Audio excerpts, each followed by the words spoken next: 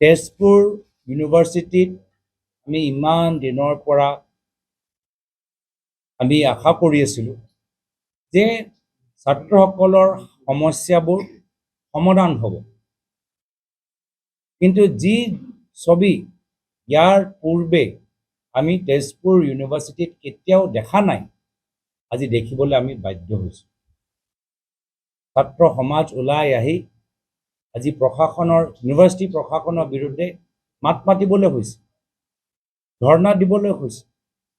ইয়াৰ পূৰ্বে বিভিন্ন ভাইচ চেঞ্চেলৰ আহিলে, কিন্তু এনেকুৱা দৃশ্য আমি তেজপুৰ ইউনিভাৰ্চিটিৰ ভিতৰত আমি দেখা পোৱা নাই। মই ভাবোঁ কি যদি এখন চৰকাৰ উচ্চ শিক্ষাৰ প্ৰতি আগ্ৰহী বা তেওঁলোকৰ এটা চিন্তা আছে, তেওঁলোকৰ ছাত্ৰসকলৰ ওচৰত যাব, ছাত্ৰসকলৰ যিখিনি অভিযোগ সেইখিনি বুজিব, আৰু ছাত্ৰসকল তেওঁলোকৰ ফেকাল্টি যিমান বছৰ ধৰি তেজপুৰ ইউনিভাৰ্চিটিত ছাৰ্ভিচ দি আছে, তেওঁলোকৰ কথাবোৰ শুনি একশ্যন ল'ব। আমি তেজপুৰ ইউনিভাৰ্চিটিত আমি গভৰ্ণৰ আৰু অনাৰেবল প্ৰেচিডেণ্ট অফ ইণ্ডিয়াক অনুৰোধ জনাইছোঁ যে তেজপুৰ ইউনিভাৰ্চিটি সন্দৰ্ভত তেওঁলোকে ইণ্টাৰভিন কৰক। আজি সন্ধিয়া ভিতৰত মই নিজে প্ৰধানমন্ত্ৰীলৈ এটা চিঠিৰ যোগেদি তেজপুৰ ইউনিভাৰ্চিটিৰ গোটেই বিষয়টো মই যিমান বুজি পাইছোঁ সেইখিনিও মই অৱগত কৰাম।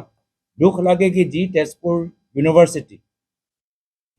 ইউনিভাৰ্চিটি এক সময়ত ভাৰতৰ অন্যতম টপ 7 টপ 8 ইউনিভাৰ্চিটিৰ ভিতৰত আছিলে। আমি ভাবিছিলোঁ যে ভাৰতৰ যিমানবোৰ ইউনিভাৰ্চিটি যে আন্তঃৰাষ্ট্ৰীয় স্তৰত ৰেংকিং লাভ কৰে তাৰ ভিতৰত তেজপুৰ ইউনিভাৰ্চিটি IITৰ দৰে তেজপুৰ ইউনিভাৰ্চিটিও এটা নাম থাকিব। দুখ লাগে আজি তেজপুৰ ইউনিভাৰ্চিটিৰ লাইব্ৰেৰীৰ ভিতৰত কিতাপ নাই। তেজপুৰ ইউনিভাৰ্চিটিৰ তেওঁলোকৰ কৰিডৰৰ ভিতৰত পানী লিক হয়, যথেষ্ট তেওঁলোকৰ অভাৱ অভিযোগ আছে। মই honourable president of India, honourable governor of India এই তেজপুৰ ইউনিভাৰ্চিটিৰ বিষয়টো চিৰিয়াছলি ল'বলৈ আৰু এই ক্ষেত্ৰত একশ্যন ল'বলৈ মই অনুৰোধ জনাইছোঁ।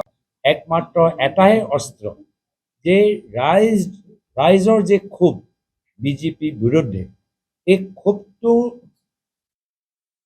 ভোটৰ যোগেদি বক্সত নপৰে, পৰিণত নহয়, তাৰ বাবে বিজেপিৰ ওচৰত একমাত্ৰ এটাই অস্ত্ৰ ভোট চুৰি।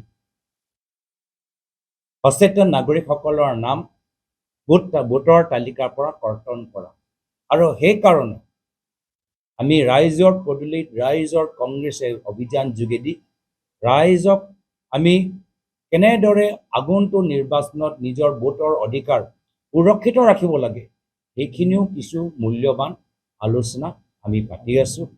আৰু বৰ্তমানৰ ক্ষেত্ৰত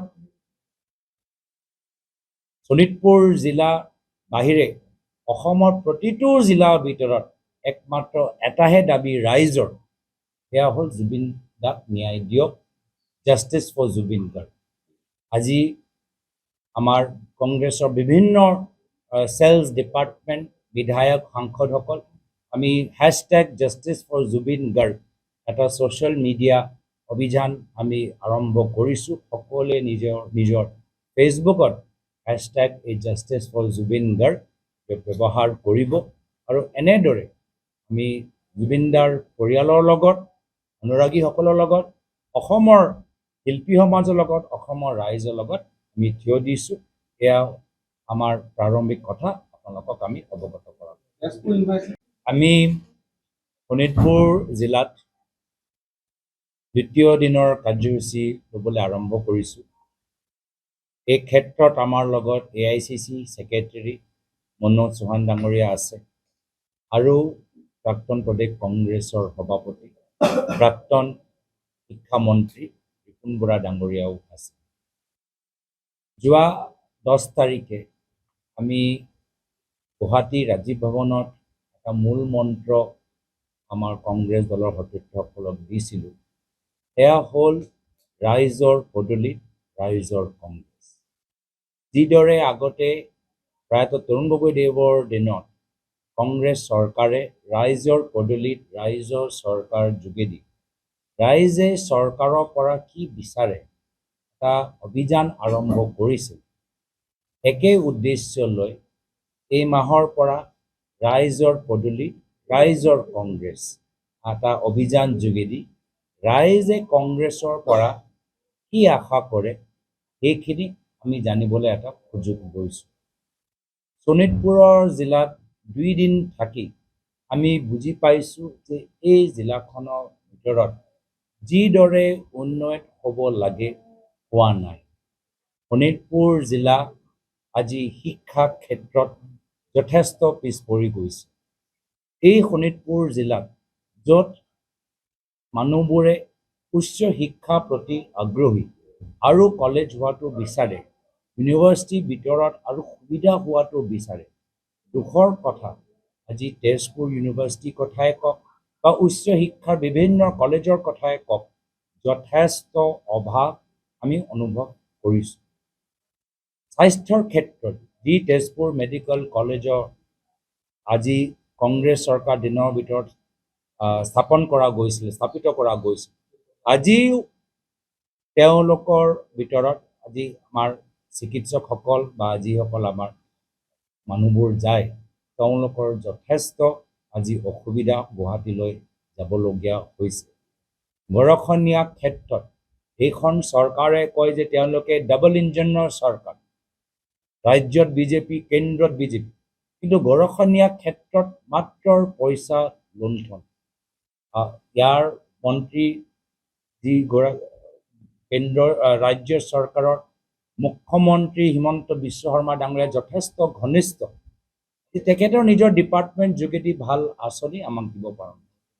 আৰু দুখ লাগে সেয়া যে বিষ্ণু ৰাভাৰ এই ভূমিত আজি RSS আজি বেছি সক্ৰিয় হৈ গৈছে আৰু বিষ্ণু ৰাভাৰ বংশৰ আজি বিষ্ণু ৰাভাৰ আদৰ্শ ত্যাগ কৰি এতিয়া RSSৰ আদৰ্শ কাষ চাপিছে।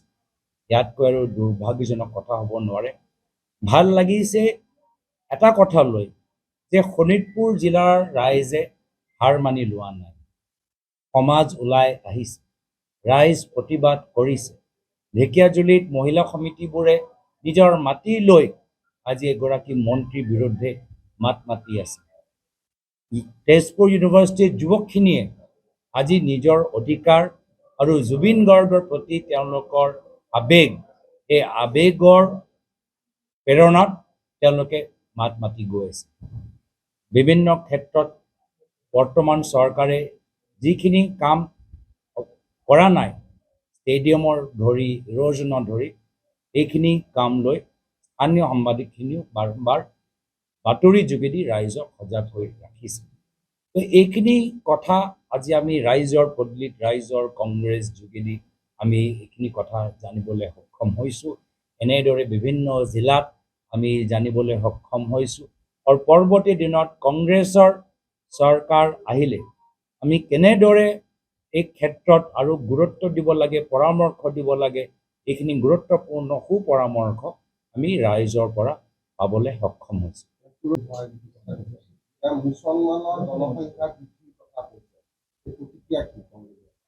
যি সময়ত আমি কৈছোঁ যে জুবিনদাৰ আমাৰ আত্মাত আছে, এমাহো তেওঁ মানে বিয়োগৰ পিছত হৈ যোৱা নাই। আৰু জুবিনদাই কৈছিলে মোৰ কোনো ধৰ্ম নাই, মোৰ কোনো জাতি নাই। আমি সকলোৱে জুবিনদাৰ আদৰ্শ শ্ৰদ্ধাৰে সুঁৱৰিছোঁ আৰু বৰ্তমান চৰকাৰে গছো কাটিবলৈ আৰম্ভ কৰিলে আৰু ধৰ্ম তেওঁলোকৰ ৰাজনীতি কৰিবলৈও আৰম্ভ কৰিলে। এইবাৰ এই ধৰণৰ ৰাজনীতি নচলিব। ৰাইজে নিজে জানে যে 10 বছৰ কাৰ চৰকাৰ আছে, কেন্দ্ৰত কাৰ চৰকাৰ আছে।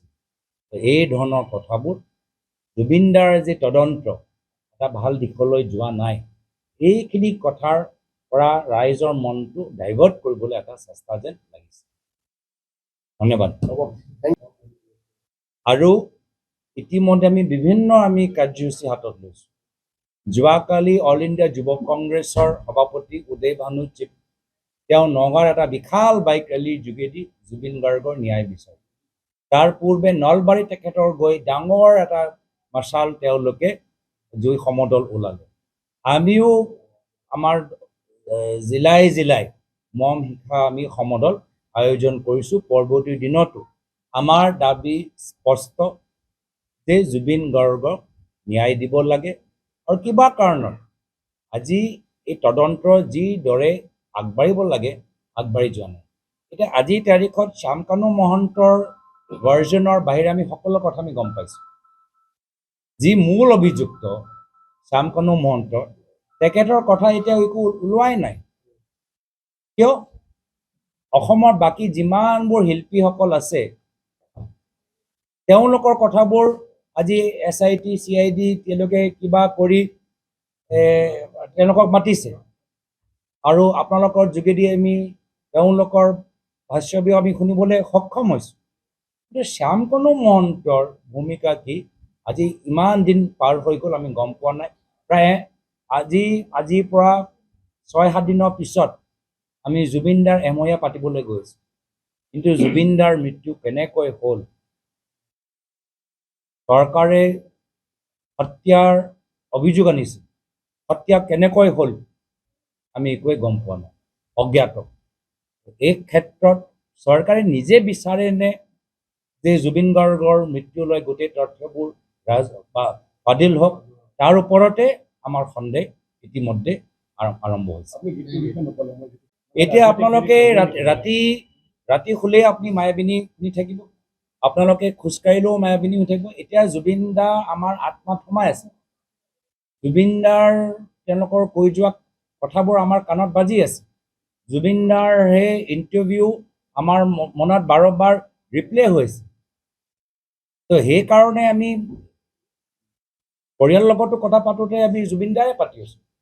তেওঁ সোমাই গ'ল আমাৰ আত্মা। তো সেইকাৰণে আমি স্পষ্টবাদী ভিতৰত যি আছে সেইখিনি আমি মুকলি কৰিছোঁ। অনাৰেবল গভৰ্ণৰ আৰু আমাৰ কেন্দ্ৰীয় চৰকাৰৰ প্ৰধানমন্ত্ৰী, শিক্ষামন্ত্ৰী, তেজপুৰ ইউনিভাৰ্চিটি অসমৰ সম্পদ এক সময়ত আছিল। আৰু মাত্ৰ তেজপুৰ ইউনিভাৰ্চিটিৰ কথাও নহয়, যোৱা 5টা বছৰত আপোনালোকে বিভিন্ন ইউনিভাৰ্চিটিৰ কথা যদি সোধে বহুতখিনি অভিযোগ এতিয়া আমি লাহে লাহে আমি দেখা পাইছোঁ।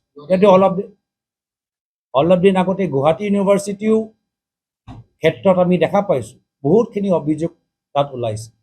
আমাৰ দিনতে স্থাপিত হোৱা কটন ইউনিভাৰ্চিটি, আজি কটন ইউনিভাৰ্চিটিয়ে খবৰ লওকচোন কি হৈ আছে। তো সেইকাৰণে আমি কৈছোঁ যে সামূহিকভাৱে অসমৰ উচ্চ শিক্ষা ক্ষেত্ৰত বিশেষকৈ ইউনিভাৰ্চিটিৰ ক্ষেত্ৰত ভাইচ চেঞ্চেলৰ এপইণ্টমেণ্টৰ ক্ষেত্ৰত বহুতখিনি খেলিমেলি হৈছে। বহুতখিনি যে প্ৰচিজাৰবোৰ মানে ইগন'ৰ কৰা গৈছে। যিমানবোৰ বছৰ এক্সপিৰিয়েঞ্চ থকাৰ পিছত ছিনিয়ৰিটিৰ ওপৰত, একাডেমিক ব্ৰিলিয়েঞ্চৰ ওপৰত, একাডেমিক এক্সপিৰিয়েঞ্চৰ ওপৰত অসমৰ ইউনিভাৰ্চিটিৰ ভাইচ চেঞ্চেলৰবোৰ নিযুক্তি কৰিব লাগে, যি পৰম্পৰা ইমান বছৰ ধৰি আমি কৰি আহিছোঁ। আজি সেই গোটেই প্ৰক্ৰিয়াটো আজি ছাইডত কৰা গৈছে, ইগন'ৰ কৰা গৈছে। মাত্ৰ ৰাজনৈতিক ক্ৰাইটেৰিয়া লৈ অসমৰ ইউনিভাৰ্চিটিৰ ভাইচ চেঞ্চেলৰবোৰ নিযুক্তি দিয়া গৈছে। যিকোনো খবৰৰ বাবে যোগাযোগ কৰক 7099017330 লগতে 7099017110 নম্বৰত।